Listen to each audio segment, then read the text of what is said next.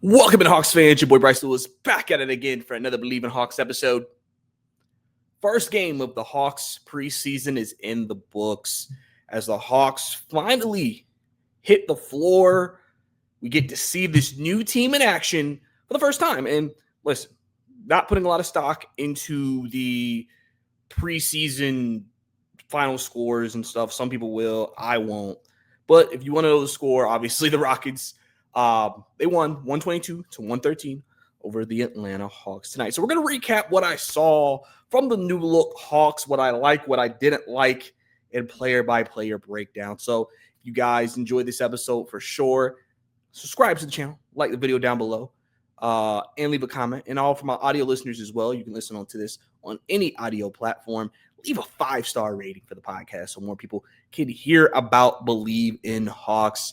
And follow me on Twitter at Bryce_2K as well. So let's go ahead and dive right into it. So the Hawks tonight, first time seeing, the team with Dyson, Dyson's been here, with Luke and Nikhil and Porzingis and those guys playing together for the first time. And I'm going to be overall honest with you guys. I kind of like what I saw. Because the one thing about it is we have to understand a lot of these guys haven't played together a lot. And they're learning. And it's the preseason. So you're not really doing too much of your stuff. Like, you're doing some stuff, but you're not doing your whole bag. So a lot of preseason isn't as, constructed, I guess, in terms of like a normal regular season game where you're game planning. What are we trying to do? What are we trying to attack? How are we trying to defend? It's pretty much a lot of, all right, we're going to run our basic pick and roll, Spain pick and roll, try to get guys open, things like that. Just the normal basketball plays, I think I would describe it as. So that's what you saw tonight. But I think you also saw, especially for me, I could see the process. I could see what the team is aiming to be. Like, I can see the fluidity with the lineups, the versatility was on display. We got the Porzingis Okongwu lineup. So clearly, immediately, I think Okongwu has established himself as a backup 4 and backup 5. I think also Nikhil Alexander-Walker has established himself as the backup point guard to Trae Young, which I think is the most natural fit, I think, of all the guys that we've discussed. But that doesn't necessarily mean that he will always be in that spot. But I think that's just something they feel comfortable with. And obviously having him as your point guard, you already have a really good, one of the best point of attack defenders against other point guards in the league. And so that's one of the reasons why they moved off Kobe Buffkin, because they knew, hey, we'd rather play Nall than try to give Kobe minutes, and we'd rather him just fill in that blank. So that's kind of the things that I feel like I overall saw tonight. So obviously, your first time playing together, you saw some sloppiness.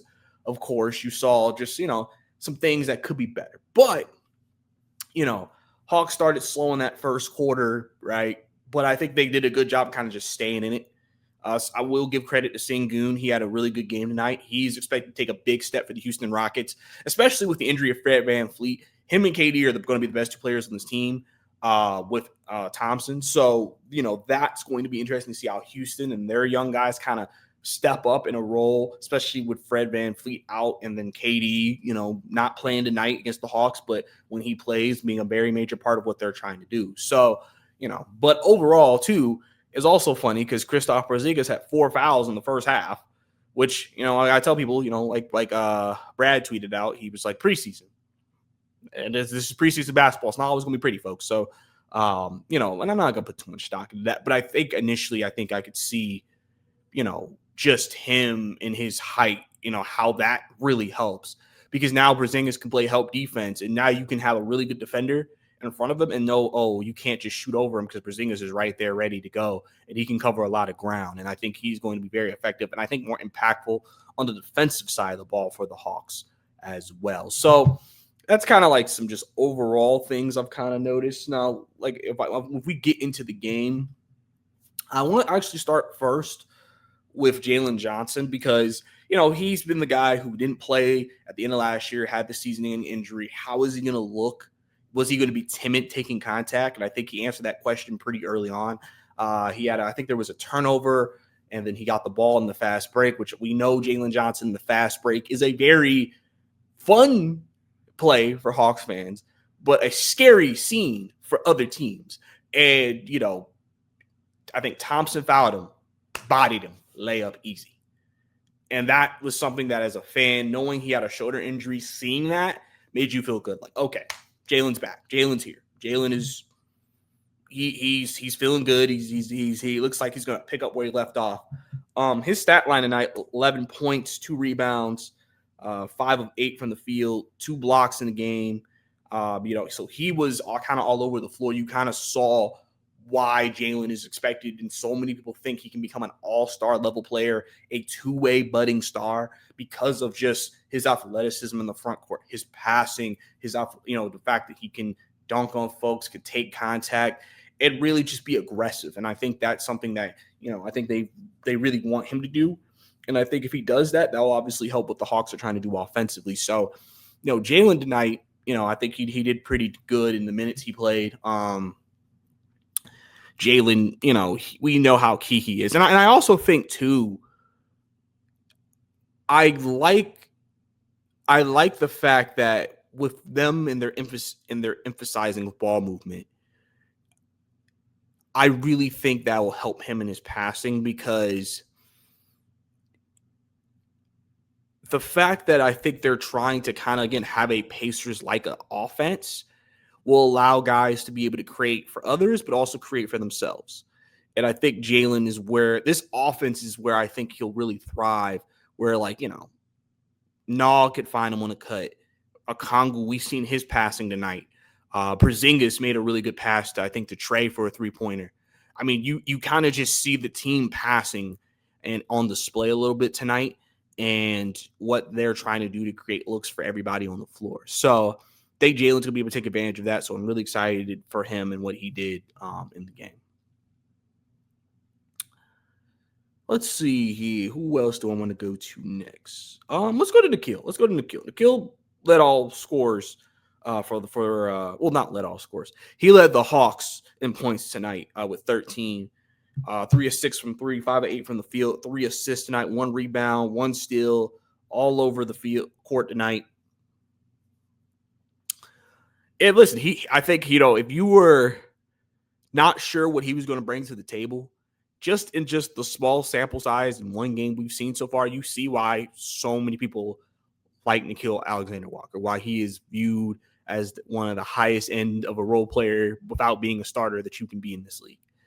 I mean, his energy, his defense. He had one play where I think it was Steven Adams, I believe. I could be wrong. I think it was Steven Adams. He literally, or maybe it was Sengun. It was one of the centers. But literally, they were at the top of the key trying to find a pass, and Nickeil just kept fighting. He kept kind of getting in there trying to rip the ball, and he eventually got a steal. And, that is what Nickeil is bringing to the Hawks. His energy defensively, his IQ, and just his ability to provide energy. Because I think last year, you had Dyson who, had, we've seen numbers that have showed that he's had the hardest matchups to guard last year. And especially with the amount of time he was guarding them. And now to have a guy who can kind of come in there and also defend those same matchups, I think is going to be a really big advantage for Dyson. Because now it's like, well, teams tried to game plan against Dyson's defense last year. And now, okay, well, we can try to get Dyson off this guy, but the Hawks can now throw Nickeil at him and now provide another person who can get in their face, create turnovers, and make the offense uncomfortable. And so I think you kind of saw a bit of that tonight. And then, like I said, the point guard thing, I said Nickeil, I feel like it's the most natural fit there at that spot. It's interesting because if you remember Nickeil coming into the league, he was kind of viewed as a point guard. And Dyson kind of mentioned how he was a point guard going up, but I think people looked at him more as and he was also kind of slotted as a point guard, but I think Nickeil has more natural point guard skills, if that makes sense. And I think you kind of saw that a little bit. Like, I felt like just in the short, like I said, small sample size we had at him running it, I felt like there was a little bit of a different feel to the offense. Like, I did not feel the offense was stagnant, and especially again with Jaylen back, obviously helps big time because I think they ran it was Nikhil, Luke Kennard at the 2, Dyson at the 3, Jaylen at the 4, and I think Okongwu was playing at the 5. And I said to myself, I was like, this can work. I mean, you literally have 3 guys who people think are going to compete for that primary ball handling spot when Trey comes off the floor on the team who are playing in that lineup. And then you have Jaylen. So, like, I mean, Okongwu was a really good passer. So all 5 guys could pass. All 5 guys could connect. And boom. And I also said, too, in that role, if you remember what I was saying earlier in the offseason, like months ago, I said that I don't think the Hawks want Dyson Daniels to necessarily be the primary ball handler that he was last year. And I think today's game so far, obviously we'll see how other preseason games go, kind of showed that because he never really was the primary ball handler. He was the secondary ball handler, which I think they think he may be better in, where he could still play as a wing, but still pass, where they said, okay, we can just have Nikhil like actually be the point. And then, like I said, you got different connectors on the floor who can just kind of help run the offense and run whatever play they're trying to run and make everything smoother. Like I said, and I mentioned this on Twitter. The big thing for me is I know these guys got to play more together. So what we're seeing tonight is just the first thing. I'm just glad they got something on film, and then they can kind of look at it and say, okay, what do we like? What do we don't like? What can we adjust? And obviously, this is, again, before they do all the plays, the sets, all the game planning they're going to do, and that can potentially help out in this process. But with preseason, how things usually go, with what they have right now, I think that they can kind of just be like, all right, we like what we're seeing. Are we going to be more cut-based? Are we going to be more off the screen? How can we be effective when Trey is off the floor? And it's just about ball movement, which is like the theme of the offense that Quinn wants to run, and then just being able to shoot the ball, which the Hawks got on fire in the second quarter from 3. I think they were like 6 of 6 at one point in the second quarter from 3, which I do also think has improved. Obviously, Luke Kennard, we know the shooter he is. Nikhil, he really has improved his shot. Trey can hit threes. Jaylen, really confident on one play, got the ball, boom, immediately pulled up, took it, 3, knock it down. Like, I love the comments because sometimes Jaylen, when he takes a 3, he kind of hesitates, and then he pulls up. Jaylen, confident stroke. So, I think that also play a very big part into what they're trying to do offensively, because them being able to shoot is just going to, again, open the lane. And guys like Dyson, guys like Jaylen can take advantage. Zach can take advantage of that. And so, from that perspective, I like that. But with Nikhil, I do think that he is the best fit for the backup point guard position for the Hawks. And I'm curious to see how he grows in that position, because he kind of he's done it a little bit in New Orleans. He did it a little bit in Utah. He did it a little bit in Minnesota. So it's not something he's never not done since high school or something, or college. But it's something that, he hasn't done probably as much as he's going to do it with the Hawks. So I'm curious to kind of see how he grows in that role. Luke Kennard was fine tonight.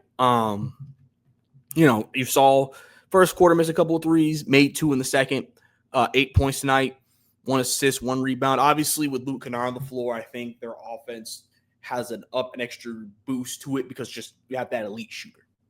You got guys who can shoot, and then you have an elite shooter where defenses are like, do not let him get open. And you could see them tonight trying to get Kennard off screens. They were trying to feed Kennard the ball and trying to get him some good looks to take. And he didn't take a high volume of shots tonight.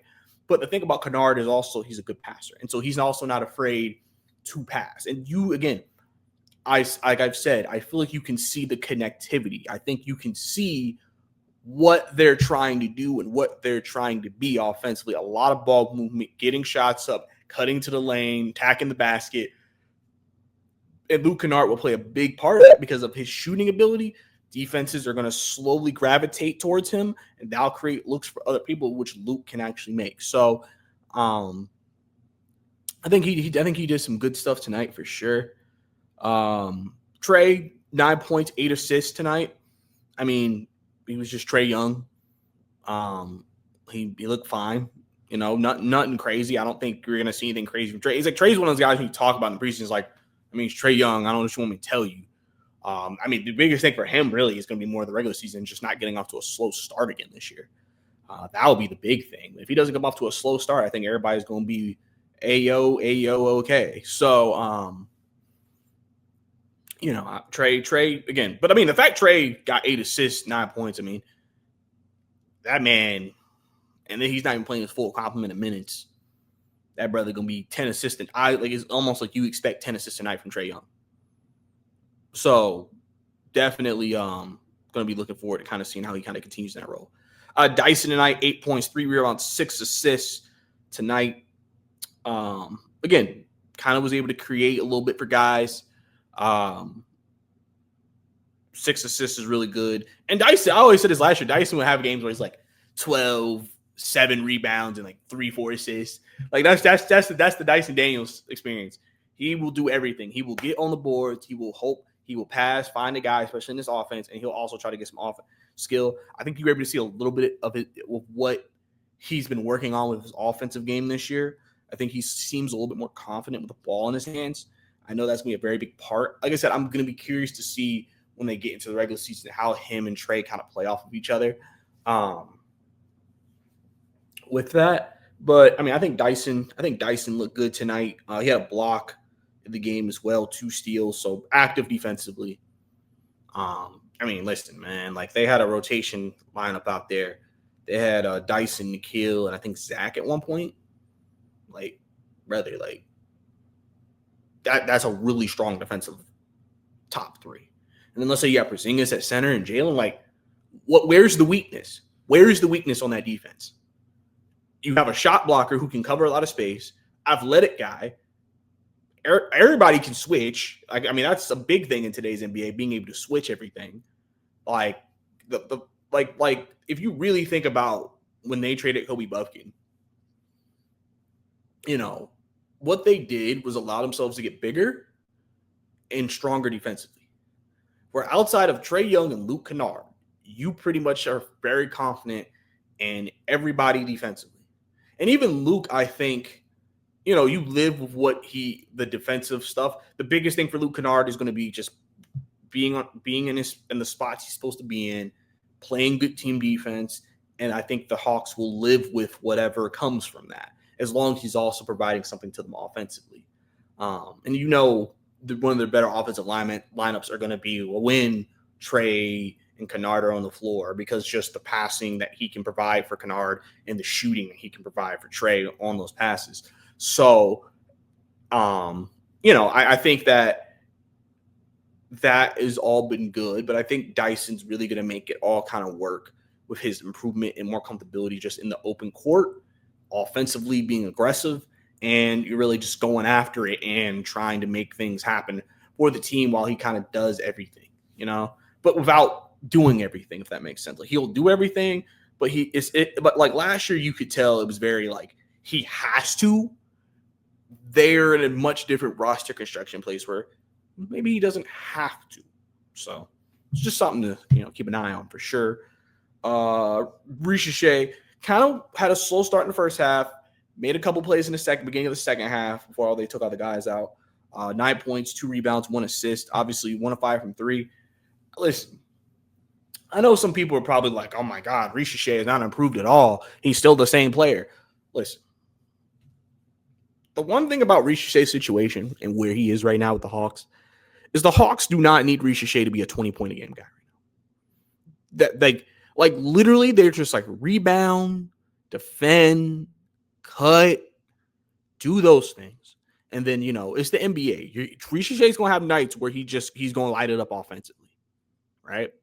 And I think the interesting question is going to be when we get into the regular season and we get into closing lineup conversations, really the guy I think that would be, if Zach doesn't close, would be Nikhil. It'll be interesting to see how Quinn kind of manages that. Because I could see them doing that in certain games where they'll finish with Trey, Nikhil, Dyson, Jaylen, Porzingis. Because they're everybody can defend. And I know some people are worried about the size, like, Dyson and Nikhil aren't the biggest guys in the world. And so if you're playing against bigger players like a LeBron, you're like worried about those types of matchups. Where Zach, I mean, even though he's not like the biggest, like 240 guy, he's like 6'9", 6'10 practically. So you're looking at from a height perspective, that's a better matchup. Where like, Dyson and them aren't like, I think Dyson's like what, 6'7", 6'6", and then Nikhil's like 6'5". So that'll be interesting to kind of see how he manages that. But I mean, I think Zach, for the most part, he has a role. He just has to do his role and do as well as consistently. I've said the biggest thing for him is consistency. If he can be consistent this year, if he's consistently giving you like 14, 5 rebounds, 2 assists,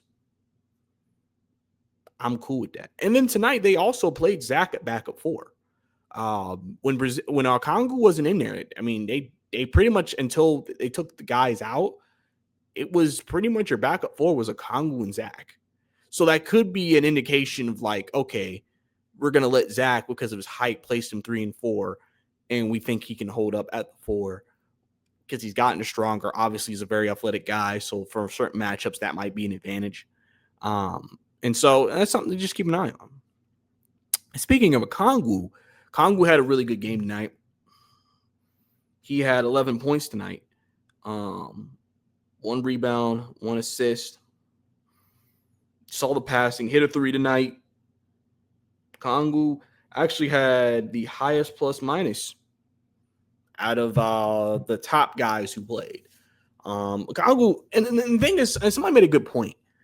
They were like, okay, Porzingis is going to be the starter. Fine. But Okongwu's still going to play a lot because he's going to play both 4 and 5. He will be both backup 4 and 5 because they know Okongwu can impact the game, good shot around the rim, improving 3-point shooter, a very switchable defender. Okongwu's going to have a role. He's going to play a lot. And if, guys have foul trouble, they are very confident Okongwu can hold and ride the ship.